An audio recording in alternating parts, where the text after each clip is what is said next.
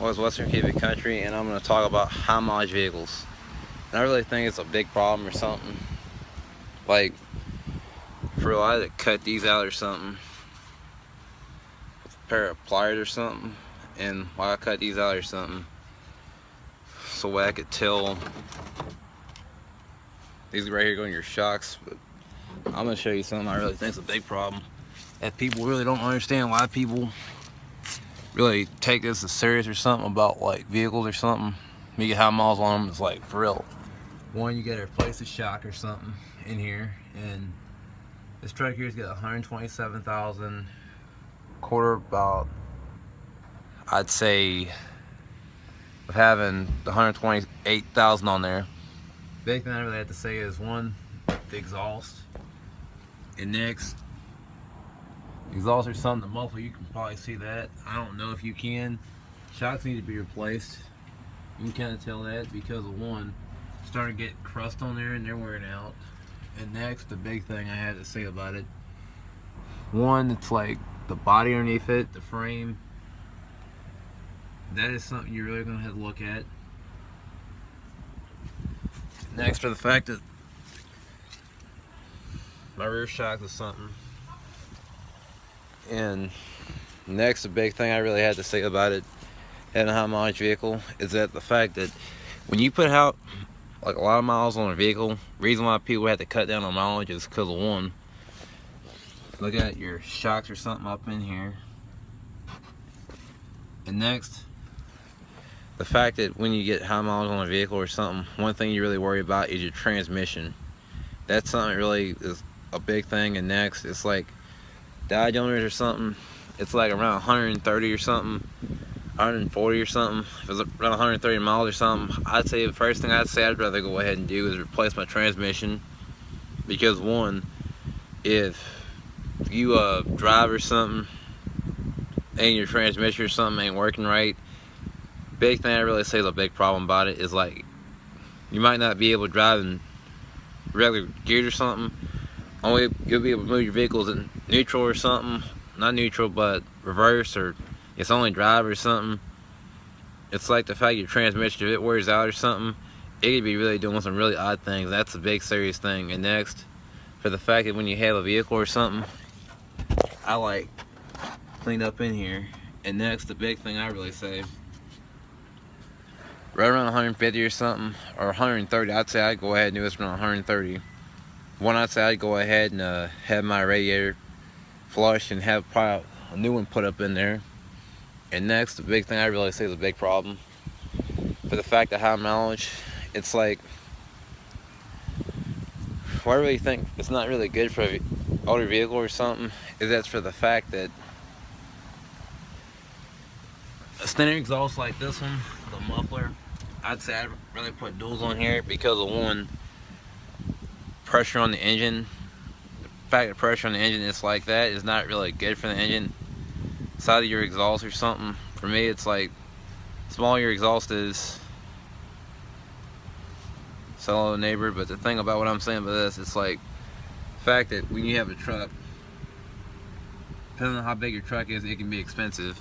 A part of it, if you have a high mileage vehicle or something, really take his advice and take his stuff seriously, because of down the road and the next you have 158 on there, you just don't want to do it or anything, I'd say this, do it early.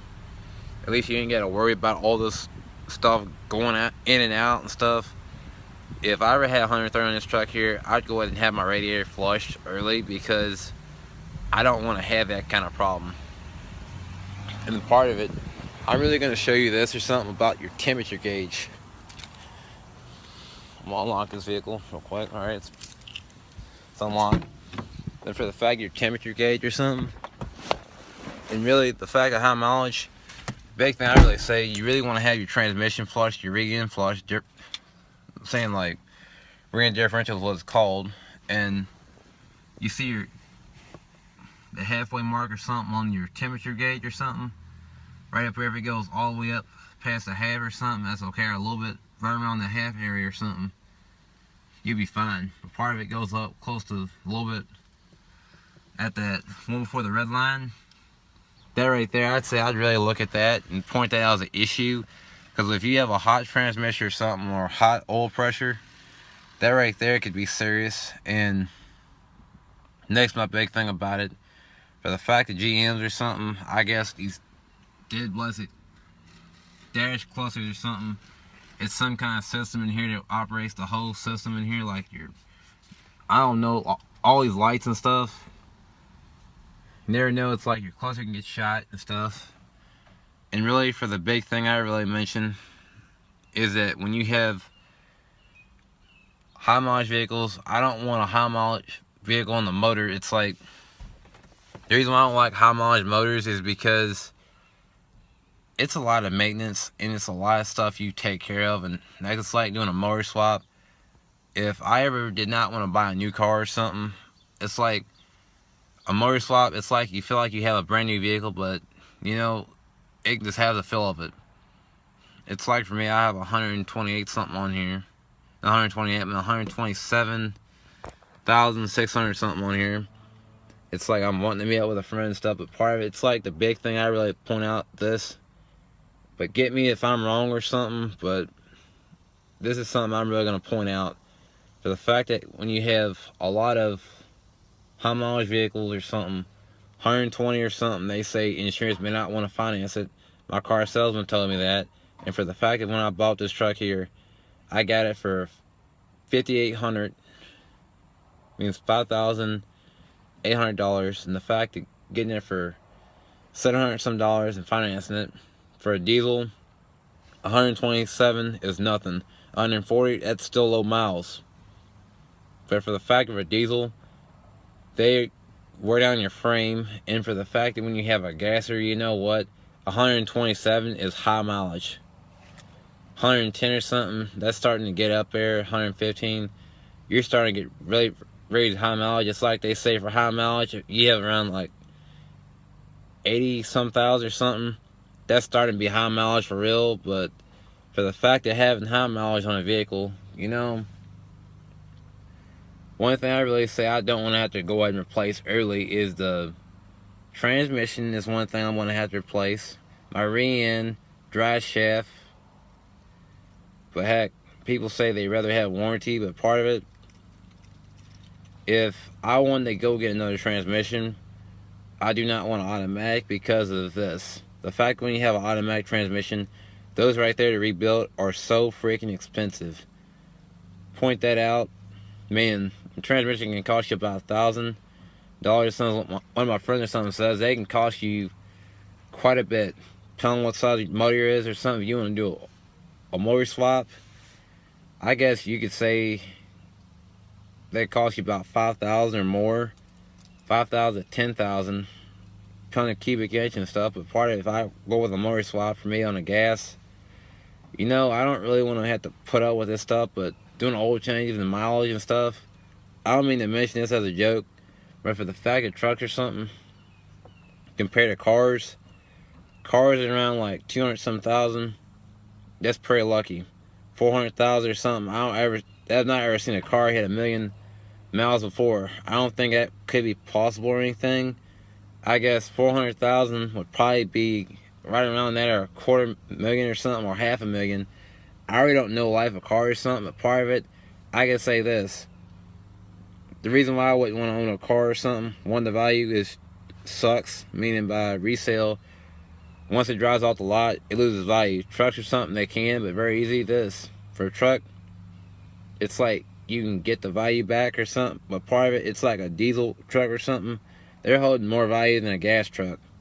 That's something that they're saying. But for the fact that when you own a bigger truck or something, like this guy behind me or something, he's driving an F-150. That truck there is going to hold more value than mine. But for the fact of this truck here, it's like the mileage of it, you don't really want to pay a lot for a small truck or something. Big trucks or something, what more people are wanting. It's like, why people are wanting older trucks now, it's like, you want something where you can find this and that, and next, it's like, for me, I want to get a K20 somewhere in the near future. But for the fact of this, what I'm going to point out, I really do not want to have to deal with keep replacing a whole bunch of other things. And next, my big opinion and fact of it, when you have a high mileage vehicle, it's like you gotta look at the body and what has it been through, and part of it, some trucks when they hit around 200,000 or something, I really have to say this, you really gotta look at the bed before you buy them. Bed looks like it's worn or something, you can tell in the bed on how it looks. If it looks like it's been used hard, it probably had marks and stuff all over it. But for the fact of this truck here, when I got it, I had to get a bed liner because of protected bed. I wasn't gonna get a bed mat, but they said it's more protection if I got a bed liner. For the fact that Kevlar and Line-X and them, it's like Line-X is a lot better than the bed liner, but part of it, it's like I hear stories about it. Trucks or something, what they point out by this, it's like our friend or something said that high mileage trucks, you never know. You see an old truck like this one, it's an old Ford, that's an antique. For the fact of this, you hardly ever see old trucks like these around. But, well, I had to point this out. The fact it's like, that's a custom F-250. Dang. That's amazing. It's got like 2 different exhausts and things. I guess it's probably like a 4160 or something. But you know, I don't really want to keep ranting and bragging about it, but it's a lot of things I could probably show you in here, but you know, I don't know about in here or something. That's right around the brake system, I guess. That's something I'm gonna have to look at, but you know, I don't know where any place you can buy a rear-end and drive shaft. I know AutoZone would probably carry it, but when you have somebody install it, you know, parts and things, I understand when you buy parts,